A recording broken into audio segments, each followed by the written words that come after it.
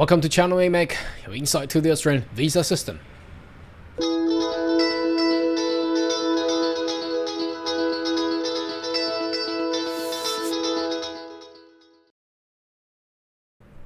Good day everyone, my name is Carl Young, your online YouTube visa consultant.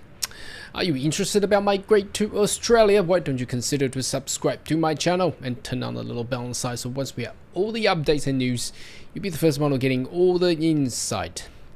Now recently I've received query from a viewer with a comment saying like this: well, if I have studied such and such course and then I re-enroll and get a student visa and study another course, does this meet the Australian study requirement in order to actually get the 485 visa? Now it's actually a very commonly understood and asked questions. Why? Because there's so many people wanted to study abroad and they probably not fully brief on how the course is like. For example, a lot of people would like to be a scientist, would like to be an astronaut, right? But once you get into the physics and also the space aviation thing, you found it too hard, doesn't suit you. Perhaps it was just a dream. It's something that you cannot really accomplish. So then you change course and perhaps you change your institution and study something else. You probably fell in love to become a chef, for example, coming from a scientist and then a chef. Now, how would that work? Would that actually affect your visa, and also would that actually count towards the Australian study requirement? This is the thing that we wanted to find out for you today, and we'll go through the actual policy and law to actually let you know. So the provision that we're looking for is the what so-called Australian study requirement. Now obviously I've done a video I don't know how long ago, it was back in probably 6 months or a year ago, and go through all these criteria. However, we have never actually gone through a changing course or a very severe changes of different topics of a study or disciplines. So before we do that, let's just go through a little bit brief, but if you want to go detail, I've got another video on this one as well. Previously, you may find it through YouTube, just search for it. So obviously the overview for a certain study requirement is that obviously you need to be in Australia, study 2 years, that conclude with the diploma, bachelor or master. Now one thing here I do wanted to mention, a lot of people said, look, I've done a bachelor and then I also do a graduate diploma or graduate certificate. Now obviously I've studied more than 2 years, but I've resulted with the highest qualification to be graduate diploma or graduate certificate. Now how would that work? Now that won't really work, because the courses that it's the last course that you should be ended up with should be, where is it? It has to be here we go, eligible degree, diploma and trade qualifications. So must be bachelor or higher or diploma, advanced diploma or trade qualification means certificate. Now people will argue and say, look, but that's not fair. A graduate diploma and graduate certificate is actually higher than a degree. Okay, it's actually higher than a degree, and it's even higher than a trade qualification. Why wouldn't the graduate diploma and graduate certificate actually count? Well, that's just how the game will work. So I don't know why they do that. They probably just want you to spend more time. It's actually been lobbied by the universities, just in a way that they probably can make more money out of that. Then you need to study 2 academic years, that equivalent to a minimum of 14 months of study. Why 16? Sorry, 16 months. Why 16?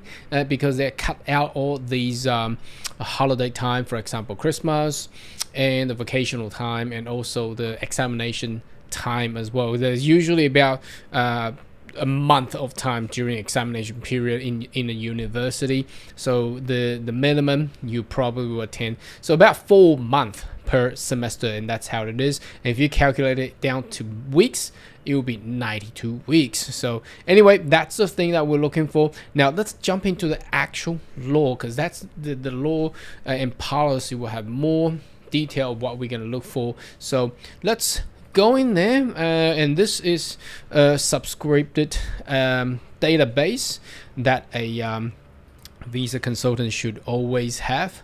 Now, I don't think anyone will actually spend money to get this subscribe. If you just a viewer, and you just dealing with one visa, which is going to be your visa. We deal with hundreds and hundreds of visas. That's why we are subscribed to this database here. So we are looking at the policy where under Regulation 1.15F, Australian study requirement, and we can go.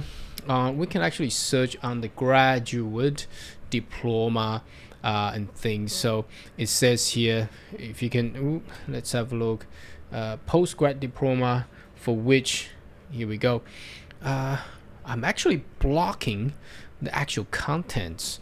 Maybe I should just go disappear a little bit. Okay, here we go. Okay, it says degree means formal education qualification under Australian qualification framework by Australian Education Institute as a degree or a postgraduate diploma, or which entry level course leading to qualification is a bachelor, master, or doctoral. In the case of postgrad diploma, satisfactory completion of bachelor degree or diploma awarded by Australian tertiary education institution or an equivalent award, and the bachelor degree is no less than 3 years. So this is basically what they're looking at, the definition of how that will actually go for.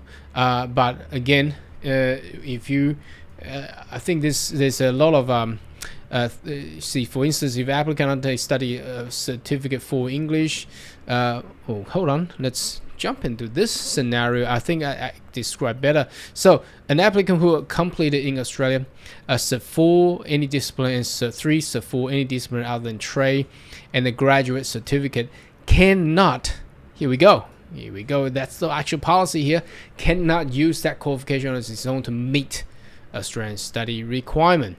Okay, so if you end up with that, and that would not just be sufficient enough. Anyway, that's I don't think any institution will actually offer that kind of course anymore, but I do know that there are still people asking around. Now, let's go back to the topic that we're going to talk about today, is obviously changing courses. Now, if you were study science and you suddenly jump into cookery, now, would that work? Now, obviously, you can add the courses you spend studying counted towards 2 years. That's for sure. That's pretty easy. But would that 2 courses added up together meet the requirement in order for you to actually lodge 485 visa? Now, let's have a look here. Now, we are in the index here, and what I'm going to do is I'm going to jump into, which you can see the purple means I already clicked at it. So let's jump in there and have a look. Oops, what's happening? It's not moving. What's happening? Okay, let's move down. 3.7.4. Anyway, I can do that by myself, which is right down here. Okay, now if the applicant enrolled in one course of study after semester's change course to original study counts only if, here we go, the key here is here, only if met the requirement regulation of 1.15F and resulted award of degree, diploma, or trade qualification. Again, this is very important. It doesn't say post grad dip or grad cert. It has to be a degree. Degree means a bachelor, master, or PhD. Diploma is diploma, and trade qualification means certificate 3 and 4. Okay, for example, if an applicant enrolled in Bachelor of Nurse, and after a semester they enrolled in nurse, they wanted to go to Bachelor of Science, okay, and were given credit towards. So the credit was at the first semester of nursing, which are primarily those mandatory and compulsory subjects for studying science or medical, and they get credits, then that will count. That means they are related, okay? So the key here is whether or not your previous study gets credit into your new courses. Okay, so that semester of study or bachelor of nursing will then count. Now that's very important. Now, so what if the other things? Okay, it's important to note that the registered duration of 2 semesters may not be the same, in which case the study of bachelor of nursing count towards 16-month requirement. The registered duration of the credit credited semester of Bachelor of Science count towards meeting 2 academic year of study requirements. So if, however, the applicant enroll in Bachelor of Nursing and after semester of change enroll to Bachelor of Commerce, no, not even going science to a cookery course, but going to a commerce, obviously a business course will probably have nothing related to any medical or scientific related courses there, and no credit was given to the initial study, that semester of study of Bachelor of Nursing does not count. Now this is the key here. Let me go through that again. If, however, the applicant enroll in a Bachelor of Nursing and after a semester they change to enroll to Bachelor of Commerce, because there is no credit transfer from nursing courses to Bachelor of Commerce, then obviously that study of nursing, that semester, would not count towards Australian study requirement. Okay, so I think here is actually very clear in explaining the situation here. So if we go back to the scenario, which is very crazy, that I said they used to intended to become an astronaut and went into a Bachelor of Science or Aviation, and after the first semester they failed a couple of subjects and not like it, they felt it's not for them, then they changed to a cookery course. Obviously you get 0 credit from what you have studied previously into a cookery course. Okay, so that means the first semester doesn't count as well. I think this will actually explain more towards what the viewers had actually commented and questioned all about. But anyway, should you have more questions, query, more than welcome to leave a comment right down below, and I see you next video. Goodbye.